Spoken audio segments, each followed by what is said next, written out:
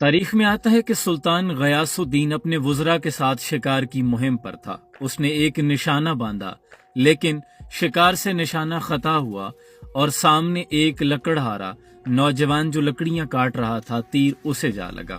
سلطان غیاث الدین اس کے قریب پہنچا تو آخری سانسیں لے رہا تھا اور ساتھ ہی اس نے دم توڑ دیا۔ جب سلطان غیاث الدین نے پتہ کروایا تو وہ قریب ہی ایک بیوہ بڑھیا رہتی تھی جس کا اکلوتا سہارا تھا۔ سلطان نے اس کی والدہ کو جا کر جب خبر دی تو وہ موقع پر ہی بیٹے کی موت کی خبر سن کر بے ہوش ہو کر زمین پر گر پڑی۔ سلطان غیاث الدین فوری قاضی وقت کی بارگاہ میں حاضر ہوا اور سارا ماجرا بیان کر دیا، خود کو عدالت کے سامنے پیش کر دیا اور اعتراف جرم کر لیا کہ مجھ سے قتل ہوا ہے۔ قاضی وقت نے سارا ماجرا سننے کے بعد اس مر جانے والے نوجوان کی ماں کو عدالت میں طلب کر لیا۔ جب ماں عدالت میں آئی تو قاضی نے کہا کہ چونکہ سلطان نے اعتراف جرم کر لیا ہے، اب فیصلہ آپ کے ہاتھ میں ہے۔ میں آپ کو اختیار دیتا ہوں، آپ جو سزا سنائیں گی سلطان کے لیے وہی سزا ہوگی۔ اس پر وہ ماں کہنے لگی کہ ایسا بادشاہ، ایسا سلطان ہمیں پھر کہاں ملے گا جو حاکم وقت ہونے کے باوجود خود کو عدالت کے سپرد کرتا ہے اور خود کو عدالت سے معتبر نہیں جانتا۔ میں اسے معاف کرتی ہوں، آج سے غیاث الدین ہی میرا بیٹا ہوگا۔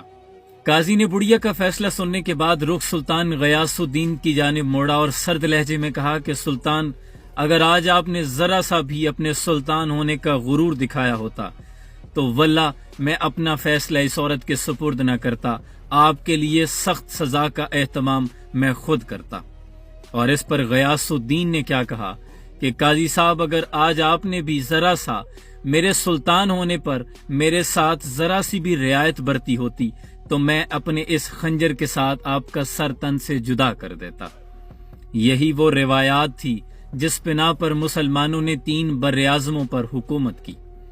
یہ ہوا کرتا تھا عدل کا معیار، یہ ہوا کرتے تھے مسلمانوں کے سلاطین۔ اقبال لکھتے ہیں کہ کھودی اپنے اسلاف سے ہم نے جو میراث پائی تھی، ثریا سے زمین پہ آسمان نے ہم کو دے مارا، اور کتابیں اپنے آبا کی وہ علم کے موتی، جو دیکھوں ان کو یورپ میں تو دل ہوتا ہے سی پارا، اور اگر چاہوں تو نقشہ الفاظ میں کھینچ کے رکھ دوں، مگر تیرے تخیل سے فزوں تر ہے وہ نظارہ۔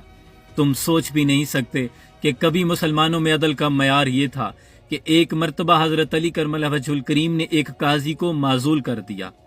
وہ معزول شدہ قاضی ہاتھ باندھے حضرت علی کی بارگاہ میں عرض کرتا ہے کہ مولا میرا گناہ کیا ہے؟ تو اس پر حضرت علی نے کیا فرمایا؟ فرمایا، میں نے سنا ہے کہ تمہاری عدالت میں تمہاری آواز سائل کی آواز سے زیادہ بلند ہو جاتی ہے۔ یہ بھی گوارا نہیں تھا، یہ تھا مسلمانوں کا معیار۔